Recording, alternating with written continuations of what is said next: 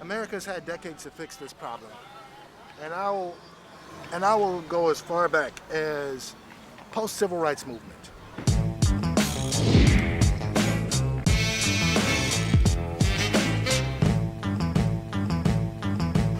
Once the Civil Rights Bill was signed, that was America's opportunity to make good on its promise to level the playing field for not just people of color, but any and all non-whites.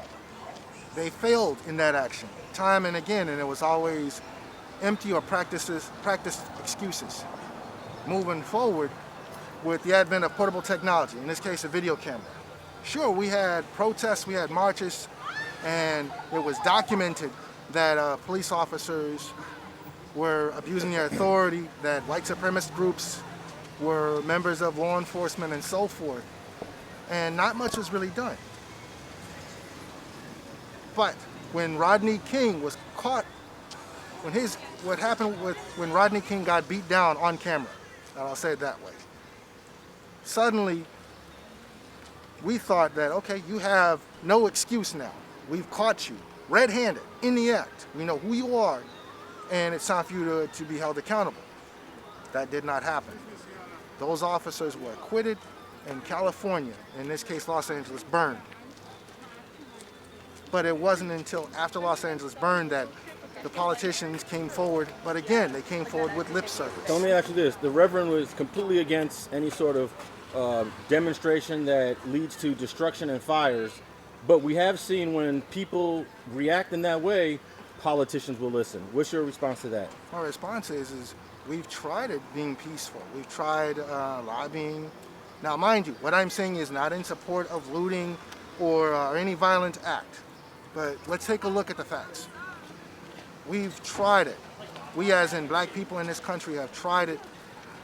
We've tried to follow Dr. King's nonviolent protests. We have tried to lobby within the government. We've tried those things.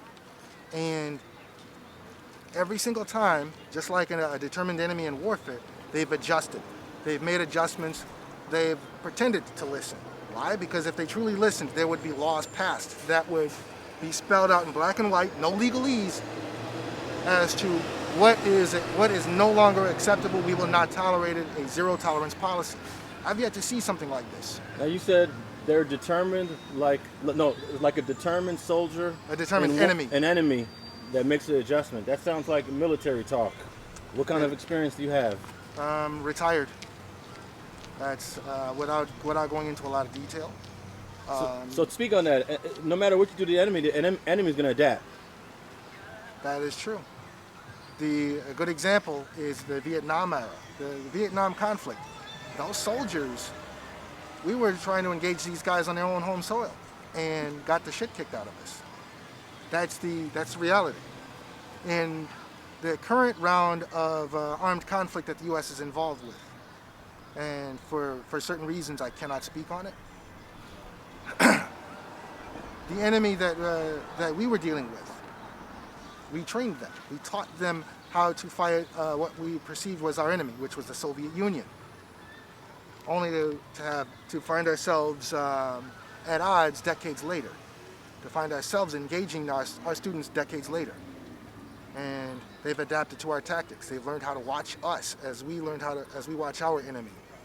They've come up with ways and means to either make our lives harder or completely outsmart or defeat some of the things we've put in place to either mitigate or prevent any losses on our side. That's what I mean by a determined enemy. Law enforcement in and of itself is not the determined enemy. It's the individuals who have knowingly and willfully abused the authority that the cities, counties, and so forth have entrusted in them to protect the citizens. But what about the so-called good officer who turns a blind eye to the small amount of rogue officers and do nothing about it? This is normally this would be a black and white answer. The problem is, look at it from that officer's point of view.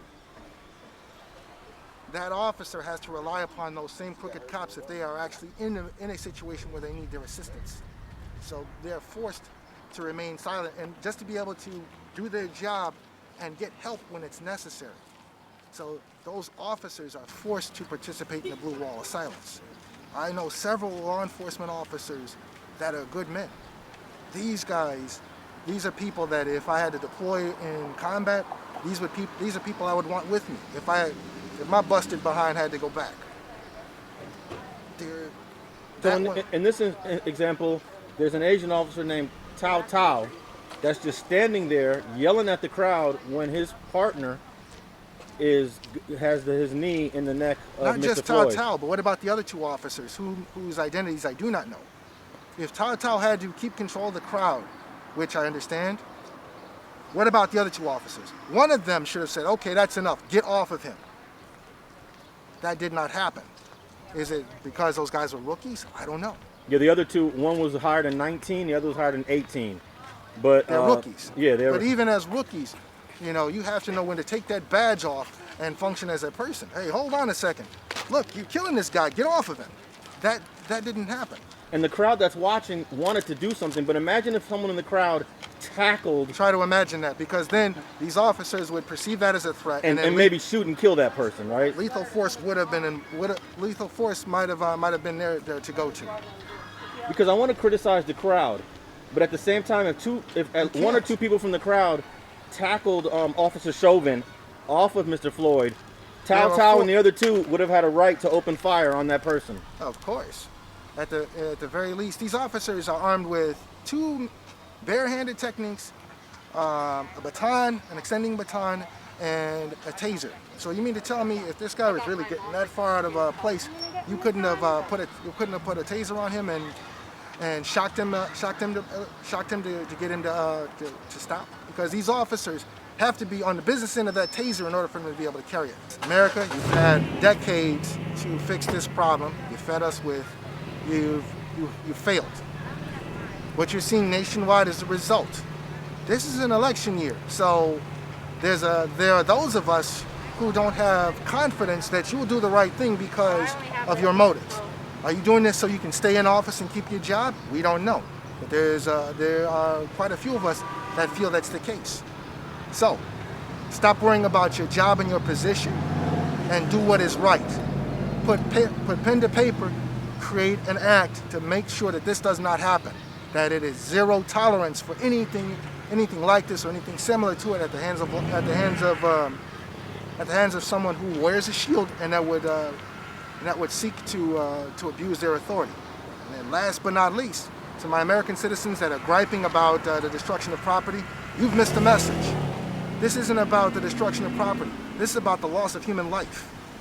So if you value the loss of property more than the loss of an irreplaceable human life, shame on you. That's all I gotta say. Thanks for watching StreetTV.net. If you're not subscribed, please hit that button below and click the bell to receive alerts and notifications. Feel free to comment below so you can give us your feedback, and be sure to watch the 2 related episodes to the right. If you want to support this platform or follow us on social media, visit the links in the description. And thanks for watching StreetTV.net.